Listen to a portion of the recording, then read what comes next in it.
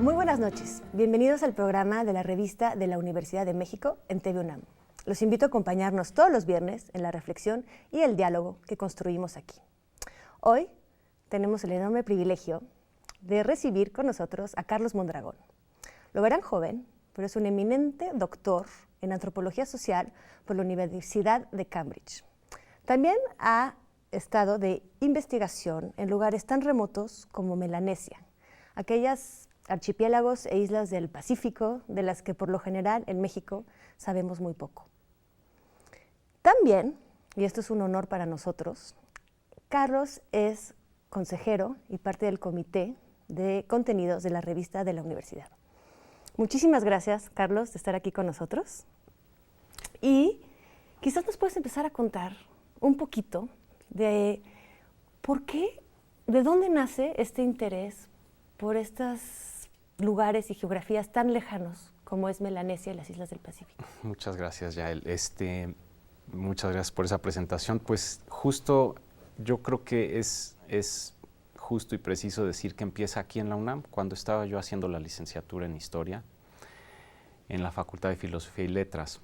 Ahí fue donde empecé a tener un interés, una inquietud por sistemas de conocimiento no occidentales, o sea, formas de entender la naturaleza desde otras perspectivas que no fueran únicamente las ciencias naturales.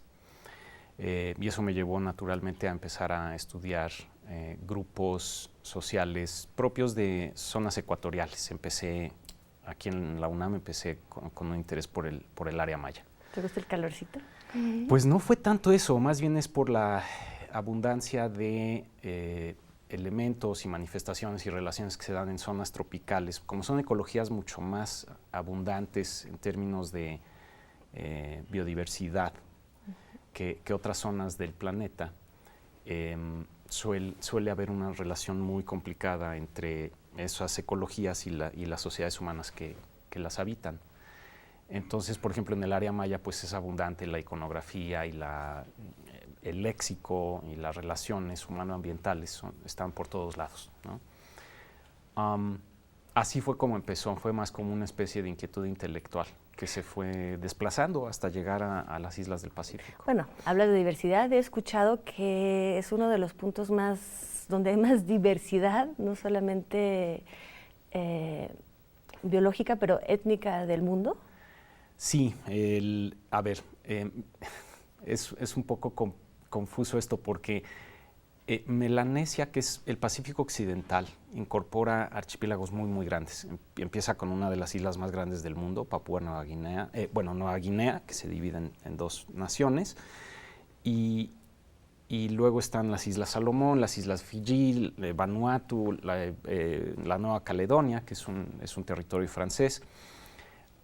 Estas islas son muy, muy grandes y ocupan una área vastísima del Pacífico Central Occidental. Y son abundantes en biodiversidad, por un lado, pero también en diversidad cultural, no tanto étnica como lingüística y social. Tiene la mayor concentración de diversidad lingüística del planeta, más que África incluso, ¿no? Entonces hay islas en donde uno encuentra 30, 40 lenguas concentradas, ¿no? En una isla pequeña de, digamos, 50 kilómetros cuadrados, hay más de 30 grupos lingüísticos, ¿no? Increíble. Sí. Para acercarnos a estas culturas, muchas veces podemos, desde aquí de México, por ejemplo, recurrir a exposiciones, a colecciones como la del Museo Nacional de las Culturas. Sí. Hay una sala del Pacífico. ¿Cómo se forman? Me imagino y sé que has trabajado ahí, Sí. o por lo menos colaborado. Sí. ¿Cómo se forman estas colecciones? ¿Estos objetos de dónde vienen? ¿De quién son? ¿Quién los escoge? Bien, esto es una pregunta clave y qué bueno que la haces. En México casi estamos acostumbrados a tener conocimiento de colecciones propias de Mesoamérica, de amerindios, de sociedades y de culturas propias de nuestra nación o continente incluso a veces, ¿no? Pero no sabemos que uno de los museos nacionales, justo el que queda a espaldas del Palacio Nacional, el Museo Nacional de las Culturas, tiene una de las colecciones más sobresalientes de artefactos del Pacífico, de toda la cuenca del Pacífico, desde Indonesia, Filipinas, China, hasta las islas justamente de Melanesia y Polinesia.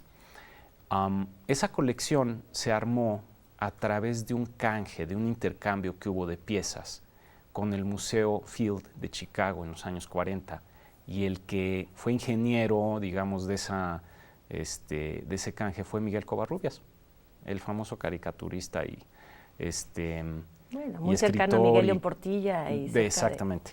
Y bueno, esta colección es sobresaliente y hay piezas en la sala principal de exposiciones permanentes del museo, en donde puede uno acercarse a esto, a la cultura material de estas islas, ¿no?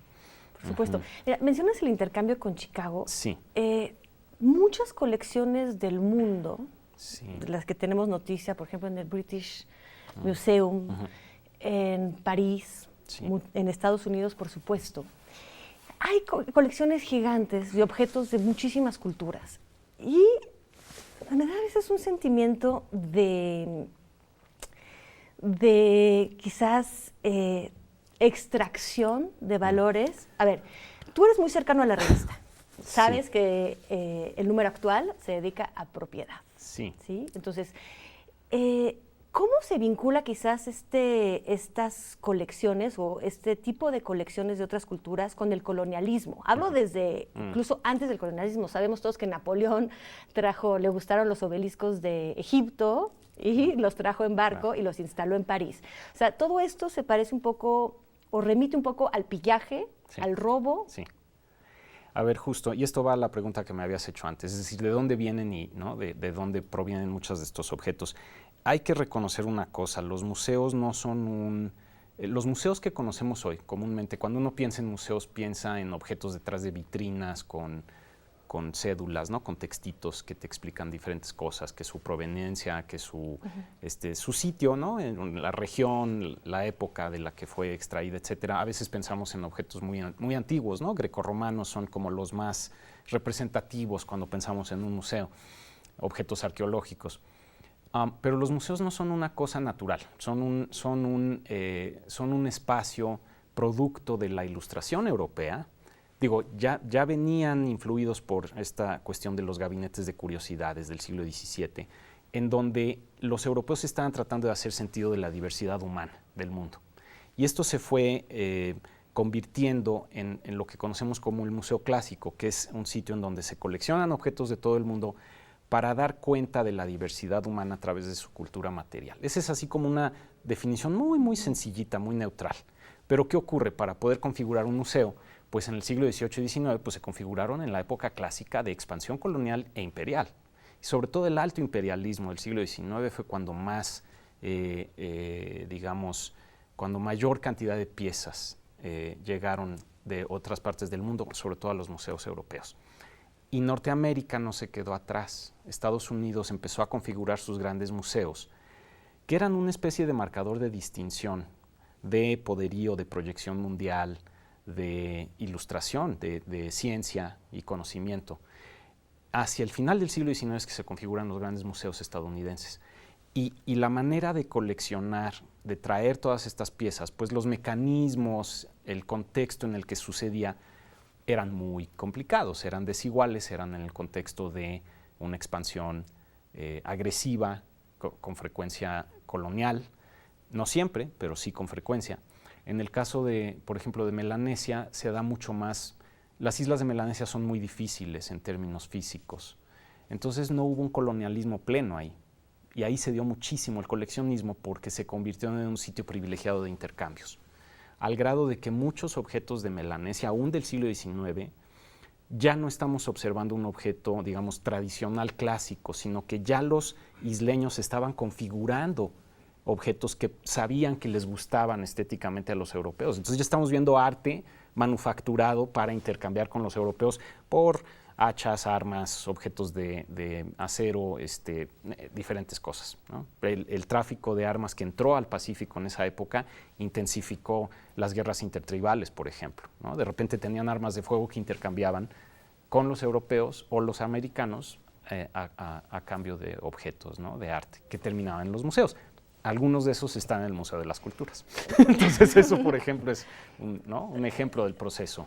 Claro, se vuelve una especie de proceso industrial industrial o, bueno, tenemos familiaridad con los viajeros, los antiguos viajeros y ahora convertidos en turistas, que son también coleccionistas. Sí. Casas, ¿no? Nos trae la idea de la colección particular Claro. y toda esta industria que se crea para ellos, para estos coleccionistas. Están buscando la pieza auténtica, pero hay toda una industria en torno. Así es.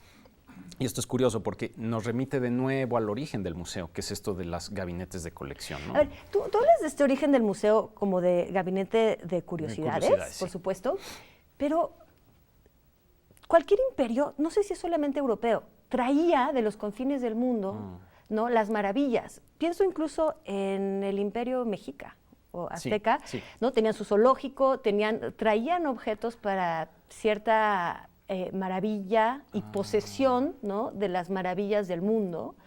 Hubo tiempo, yo me acuerdo, entre mis datos enterrados en la memoria, recuerdo que se traían incluso, sabes que se traficaba con humanos. Algunos, en la exposición de París de 1930, trajeron canacos de Nueva Caledonia para mostrar, ¿no?, un ejemplo de antropófagos. Sí. ¿No? Entonces traían humanos, no solo objetos, y no es realmente nada más europeo, o sí podemos ver este tipo de fenómenos en otras culturas, en otras potencias, como en China, no sé, yo no conozco. Fíjate que, a ver, no es que no se diera el proceso de traer maravillas de lugares desconocidos, pero más en el caso de cortes como las cortes imperiales, dinásticas de China, o en algún otro imperio que se nos pudiera ocurrir, por ejemplo en Bizancio, o posteriormente en el Imperio Otomano, no se daba el coleccionismo tipo museográfico, como se dio en Europa, en el sentido de concentrar objetos de cultura material que hacían las veces de representación de una cultura en términos de conocimiento. Podían ser maravillas o podían ser señales de sumisión o de tributo, ¿sí? Pero no era el mismo principio. Ahí es en donde influye muchísimo la noción de la ciencia natural. Y digo, hoy día seguimos teniendo museos de historia natural en donde puedes llegar a ver, ya casi no existen, gracias al cielo, pero a veces ves vitrinas con seres humanos, ¿no? Los apaches de las grandes llanuras, ¿no? Por supuesto. Era todo una tradición. Vamos a seguir hablando de este tipo de colecciones, de manera de acercarnos a las distintas culturas del mundo. Después del corte, ¿de acuerdo? Espérenos, por favor, más bien, síganos. Volvemos en un segundo.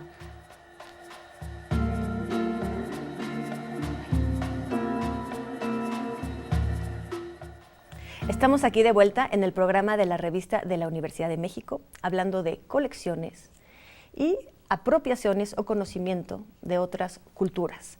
Mencionábamos las colecciones que se han creado, ¿no? El inicio del museo como colecciones de gabinetes de curiosidades y la distinción entre lo que es el pillaje por el valor, como por el valor de los objetos, como se dio quizás desde el inicio de las civilizaciones, agarrar los tesoros de los pueblos conquistados, y el giro que le dan quizás los europeos cuando lo vuelven más bien un material de conocimiento de otras culturas. Que era apropiarse de esas culturas a partir de su conocimiento. Es decir, el que concentraba el conocimiento era el europeo. Claro. ¿Sí? Y de alguna forma eso sigue siendo hoy cuando tenemos estas controversias que sigue habiendo hoy, en donde, por ejemplo, Grecia reclama ciertos objetos al Museo Británico, o el penacho de Moctezuma. O el penacho de Moctezuma, ¿no? A Viena. La respuesta por default suele ser, bueno, aquí está bien resguardada, ¿no? Esta es una figura ya bastante diluida de la justificación original, que era: nosotros hacemos mejor uso de este objeto porque le estamos dando un valor agregado, digamos, al concentrarlo como un objeto del conocimiento, ¿no? Que no le estaban dando los salvajes, los menos civilizados, los menos desarrollados en su sitio de origen. De cualquier manera que haya evolucionado entonces el concepto de museo, seguimos una relación que es colonial, por lo menos de superioridad. Exacto. De superioridad cultural, sí.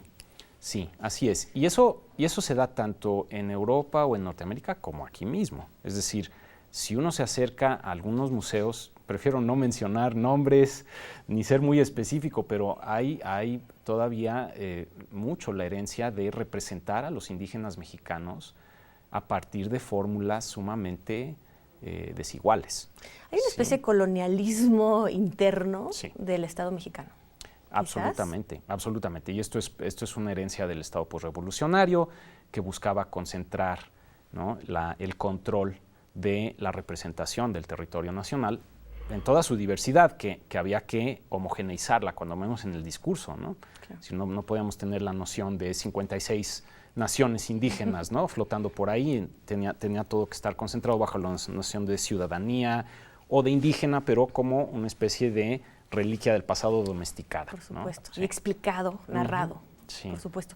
Mencionaste la apropiación cultural. Sí. Me parece que es un término que surge recientemente, lo oímos cada vez más.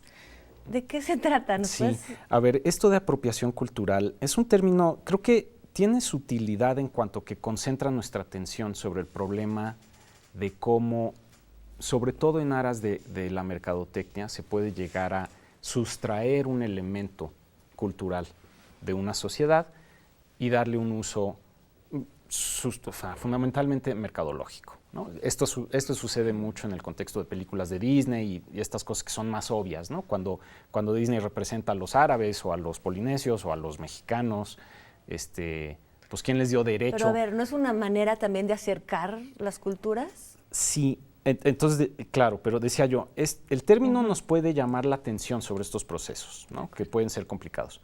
El problema con el término ya llevado a su fin lógico es que supone que los artefactos y las producciones culturales son todas susceptibles de un solo régimen de valoración y de un solo régimen de discusión legal, ¿sí? Aquí nos metemos al problema de la propiedad intelectual. Claro. Ahora, ¿qué régimen legal y qué régimen de valor es el que estamos hablando? A ver, cuando hablamos de propiedad intelectual, podríamos, por ejemplo, decir que algunos diseñadores franceses se apropian de diseños mijes, Ajá. ¿no? Ha habido escándalos de Sí. apropiación cultural. Sería como si hay una propiedad intelectual, pero ¿de quién sobre esos diseños? Ese es el problema. ¿Quién registró esto? ¿Ante qué organismo? Existe un organismo internacional para el registro de la propiedad intelectual, pero no está reconocido por una mayoría de los países. Es más, todavía una especie de consejo o foro de discusión, y está muy, muy lejos de llegar a una serie de, digamos, de principios homogéneos de valoración legal, porque cada país se reserva su particular régimen de valores, ¿no?, legales en términos de producción. Entonces, cuando hablamos de apropiación cultural hay que tener mucho cuidado de tener en cuenta que es un término que emerge de la cultura del litigio estadounidense, primero y antes que nada. Esta cultura del litigio estadounidense tiene sus particulares vericuetos y sus particulares formas de hablar de representación o de representación legítima o ilegítima cultural, porque las propias culturas indígenas de Norteamérica y otros grupos minoritarios estadounidenses tienen su particular desarrollo e historia de litigio y de confrontación, ¿no?, con diferentes sectores, incluyendo el Estado, que han tratado de diluir o apropiarse de sus producciones culturales. Pero esa historia es particular a Estados Unidos, claro, no es particular al resto del planeta. Se refiere a sus pueblos originarios, ¿no?, Algunos, que reclaman el uso de casos, ciertos diseños y ciertos patrones, exacto, exclusivos de ellos. Exacto. Y lo que es inquietante, o no, pero sí, creo que rozabas esta cuestión, sí, es que lo que quieren a cambio es dinero, o sea, quieren comercializar algo que no era comercial antes. Justo, ahí está el problema, ¿no? Las transiciones entre un régimen de valor y otro. Cuando un objeto es producido en su sociedad de origen, sea cual sea esta sociedad, puede ser una sociedad mundial, ¿no?, una diáspora como la tibetana o o qué sé yo, incluso la judía, pues decir, puede haber una diáspora de diferentes tipos, no tiene que estar sometida a un solo régimen territorial nacional legal, pero cuando se genera un producto cultural, sea en donde sea, ¿no? En una sociedad de pequeña escala o en una sociedad global, dispersa, el valor que se le está otorgando a ese objeto a la hora de ser producido difícilmente va a ser solo un valor de tipo mercantil o económico. Las más de las veces no se origina bajo ese tipo de régimen o de lógica. Va transitando por diferentes etapas, ¿no? Tiene su propia vida social el objeto. Pero ¿en qué momento transita de un régimen a otro? ¿Y quién tiene derecho de declararlo propiedad intelectual de tal o cual autor? Sobre todo si es un proyecto... Y con un valor comercial. Claro, no, y sobre todo si es un producto, por ejemplo, colectivo. Los diseños Mijes que mencionabas, ¿es producto de un solo autor? No, yo no estoy bien enterado del caso de los diseños Mijes en cuanto a quién y de dónde provienen, pero en muchos casos este tipo de producciones se originan en familias, genealogías, linajes, colectividades dentro de la sociedad misma. ¿Quién tiene el derecho de decir esta es mi propiedad intelectual y quién no? ¿Sí? Digo, quizás eso es lo que diferencia la apropiación cultural del plagio. El plagio hay un autor definido, la apropiación cultural es anónima, digamos, es como una especie de patrimonio de una cultura. No hay quien reclame realmente. La apropiación cultural creo que si acaso vale la pena pensarla en términos de que llama la atención sobre procesos de sustracción de ciertos productos culturales para propósitos de lucro, comerciales, etcétera. Pero no solo es eso. El problema con la apropiación cultural es que si la llevamos a su fin lógico, estamos suponiendo que toda producción cultural, sea de donde sea, cae bajo un régimen obvio de legalidad, por ejemplo, cuando eso no es el caso, ¿sí? Por no ir más lejos, esto me recuerda mucho al problema que también hay, por ejemplo, con el tema de censos catastrales y tierra. ¿Sí? En muchas partes del mundo todavía no hay un censo catastral. El título de propiedad lo damos por obvio y suponemos que es una parte fundamental de nuestro sistema legal y comercial. Sin un título de propiedad no puedes acceder a microcréditos, a ¿cómo se llama esto? Hipotecas, etcétera, etcétera. Entonces, nuestro sistema financiero y de transacción económica depende de un sistema legal que da certeza jurídica sobre la propiedad de la tierra, pero en muchas partes del mundo no existe esto y la gente no lo quiere porque, de nuevo, a veces la tierra se hereda de manera colectiva. Claro. Entonces el título de propiedad en manos de quién va a quedar. Claro. Y cuando sí se generan títulos de propiedad individual, un miembro de una tribu, de una familia, puede vender esa tierra a nombre de sí mismo en detrimento de todos los demás, por ejemplo. ¿Sí? Claro. Entonces, traslademos esto al tema de la apropiación cultural o de los productos culturales. Claro.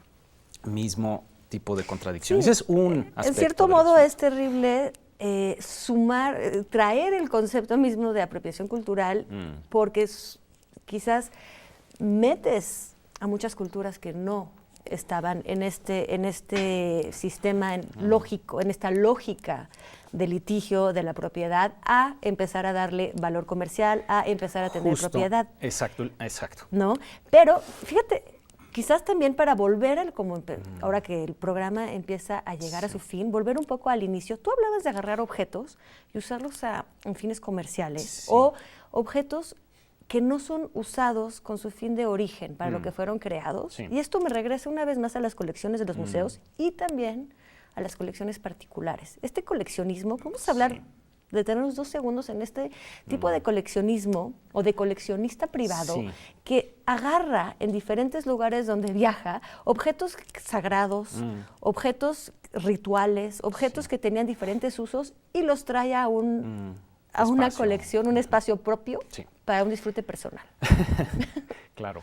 A ver, en general, a mí me parece que esto es, como decía yo, es una herencia de la idea, ¿no?, del gabinete de curiosidades, pero ya es otra cosa. Es decir, hoy ya no estamos hablando de gabinetes de curiosidades, hoy estamos hablando de una forma de apropiación, pues ya casi personal. Si es una manera como de llevarte un pedazo de esta sociedad en donde estabas pasando de visita, etcétera. Y son, se mezcla con dos cosas, creo yo. Es un marcador de distinción social, en definitiva. Se ha convertido en un marcador de distinción para los coleccionistas, ¿no? Tener cierto tipo de objetos raros. Y en ese sentido nos remite a una noción medio patrimonialista de las cosas. Es decir, yo por ser especial tengo derecho, ¿no? De tener un objeto sagrado maorí o persa o lo que sea en mi casa, ¿no? Y mostrárselo a quien yo invite. Y por otro lado, es comercial. Hay un mercado negro y un mercado legal, no negro, de las grandes casas de subasta, que es megamillonario y que tiene que ver con el tráfico de objetos, ¿no? Que en muchos casos se pueden sustraer legalmente, entre comillas, porque se pasan por todos los procesos, ¿no? Requeridos desde la nación de origen para poder subastarlo. Híjole. Y esto está complicado. Sí. Este patrimonio de las culturas, que debería ser un intercambio mucho más libre de todos estos temas. Creo que yo no volveré a ver una colección igual, ni privada, ni pública, ni en museos. Creo que hay que siempre cuestionarnos los objetos que tenemos enfrente, su origen, su sentido. Muchísimas gracias, Carlos. No, hombre, muchas por gracias acompañarnos aquí. Gracias a todos ustedes. Nos vemos la próxima semana. Muchas gracias.